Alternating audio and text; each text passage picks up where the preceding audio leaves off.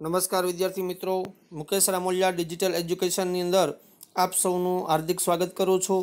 વિદ્યાર્થી મિત્રો, ધોરણ 9 સામાજિક વિજ્ઞાન પાઠ 15ની અંદર આજે આપણે ટોપિક ભણવાનો છે ટૂંકનોંધ લખો ભારતના સરોવરો। તો વિદ્યાર્થી મિત્રો, ભારતના સરોવરો વિશે આપણે અભ્યાસ કરતા પહેલાં તમે આ ચેનલમાં નવા હો અને આ ચેનલને હજુ સુધી સબસ્ક્રાઈબ ન કરી હોય તો ખાસ વિદ્યાર્થી મિત્રો એમને સબસ્ક્રાઈબ કરી બાજુમાં આપેલ બેલ આઇકોનને પ્રેસ કરજો અને અન્ય વિદ્યાર્થીઓને શેર કરવાનું ના ભૂલતા। તો ભારતના સરોવરોમાં જોવા જઈએ તો હિમાલયના પહાડી વિસ્તારોમાં સરોવરોની રચના હિમનદીથી થયેલી છે। એટલે કે જે હિમાલય પર્વતમાળા છે એ વિસ્તારની અંદર જે સરોવરો રચાણા એ બધા હિમનદીઓ એટલે કે હિમાલય જે પીગળે, હિમાલયનો જે બરફ છે એ પીગળે છે અને પીગળતાની સાથે એ જે બધો પાણીનો પ્રવાહ છે એ હિમાલયની તળેટીમાં એકઠો થાય છે, સંગ્રહ થાય છે અને ત્યાંથી આ સરોવરોનું નિર્માણ થયું છે। તત્કાલીન સમયે હિમનદીમાં ગર્તમાં પાણી ભરાવાથી સરોવરો રચાય। એટલે કે આ જે હિમાલય પર્વત હોય તો એના ઉપર જે બરફ જામી ગયેલો હોય એ ધીમે ધીમે બરફ બધો છે એ ઓગળી અને હિમાલયની જે તળેટી હોય ત્યાં બધો સંગ્રહ થાય છે અને આ રીતે સરોવરો રચાયા છે। હિમનદીઓ બરફ પીગળી જતાં ત્યાં મીઠા પાણીના જે સુંદર સરોવરો રચાયા તેમાં કાશ્મીરની અંદર ખાસ જોવા જઈએ તો વુલર સરોવર ભૂગર્ભીય ક્રિયાઓ દ્વારા રચાયેલું છે।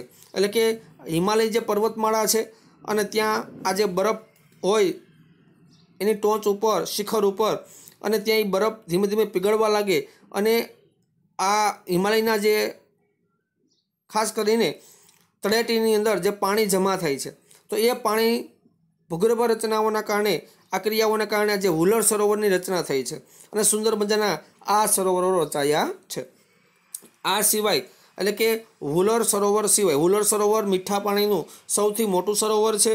આના સિવાય દલ સરોવર, ભીમતાલ, નૈનીતાલ, લોકતાલ અને બડાપાની જેવા મીઠા પાણીના સરોવરો આ ક્ષેત્રની અંદર જોવા મળે છે, કેમ કે બધો જ બરફ ઓગળી અને આ પાણીના ગર્તની અંદર જમા થાય છે અને જેના લીધે કુદરતી સરોવરો રચાયા છે। કેટલાક સરોવરો પવન, નદીઓ અને માનવ પ્રવૃત્તિને કારણે રચાયા હોય છે। પવનના કારણે પણ રચાતા હોય છે, પવનની દિશા આમ તેમ થતી હોય, નદીઓ એનામાંથી ઘણી વખત અમુક સરોવરોમાંથી નદીઓનું નિર્માણ થતું હોય છે અને ઘણી વખત માનવ પ્રવૃત્તિના કારણે પણ સરોવરો રચાતા હોય છે। જેમ કે બે પર્વતો હોય તો બે પર્વતોને આજુબાજુમાં જગ્યા એવી મળતી હોય તો એના ગર્ત ભાગની અંદર એ માનવ પ્રવૃત્તિ દ્વારા એટલે કે જે માનવ સર્જિત પ્રવૃત્તિ દ્વારા એ સરોવરોનું નિર્માણ થતું હોય છે।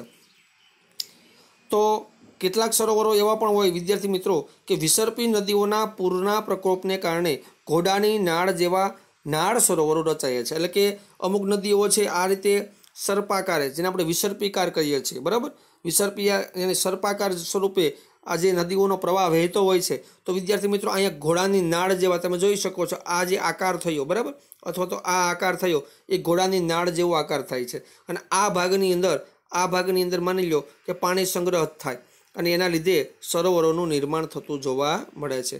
તો આ બધા જે સરોવરો છે એને આપણે નાળ આકારના સરોવરો કહી શકાય છે।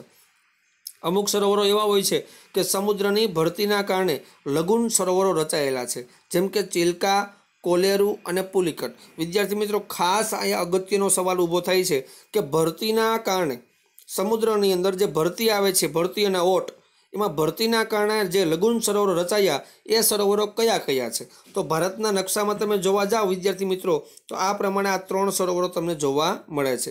કયા કયા? તો કે ચિલ્કા, કોલેરું અને પુલિકટ। આ 3 સરોવરો ચિલ્કા, કોલેરું, પુલિકટ એ ભરતીના કારણે રચાયેલા લઘુન સરોવરો છે। તો આ વિદ્યાર્થી મિત્રો આને આપણે ખાસ યાદ રાખવાનું છે, કેમ કે નકશાની અંદર આ બાબત વારે વારે પૂછાઈ જતી જોવા મળે છે। ત્યારબાદ રાજસ્થાનમાં આવેલું સાંભર સરોવર જે ખારા પાણીનું સરોવર છે, તેમાંથી મીઠું પકાવવામાં આવે છે। તો રાજસ્થાનની અંદર સૌથી મોટું જે સરોવર આવેલું છે જેનું નામ છે સાંભર સરોવર। તો વિદ્યાર્થી મિત્રો આ સાંભર સરોવર પણ નકશાની અંદર પૂછાઈ જાય છે। તો નકશાની અંદર તમારે સાંભર સરોવર દર્શાવવાનું થાય તો ખાસ રાજસ્થાનની અંદર દર્શાવવાનું, બરાબર, જે ખારા પાણીનું છે અને મીઠું પકાવવામાં એ ખૂબ અગત્યનો ભાગ ભજવે છે। આમ ભારતના નાના મોટા ભાગની અંદર નાના મોટા સરોવરો ચોમાસામાં જ પાણી ધરાવતા જોવા મળે છે। અલગ અલગ ભારતનો જે દરિયા કિનારો હોય છે અથવા તો બીજા અન્ય ભાગો હોય છે ત્યાં મોટાભાગના સરોવરો ચોમાસામાં પાણી ભરાય છે અને એને લીધે સરોવરની રચના થતી જોવા મળે। બાકીના શુષ્ક ક્ષેત્રવાળા પ્રદેશોમાં આવા સરોવરો તમને બહુ ખૂબ ઓછા જોવા મળે છે। તો વિદ્યાર્થી મિત્રો, આજના વિડીયો લેક્ચરની અંદર આપણે અહીં સુધી રાખીશું। આગળના વિડીયો લેક્ચર જોવા માટે ખાસ ચેનલને સબસ્ક્રાઇબ ન કરી હોય તો કરી નાખજો, જેથી કરી કે જેવો ચેનલમાં વિડીયો અપલોડ થાય કે તમારા સુધી નોટિફિકેશન મળતું રહે। ત્યાં સુધી રજા આપશો। જય હિન્દ, જય ભારત।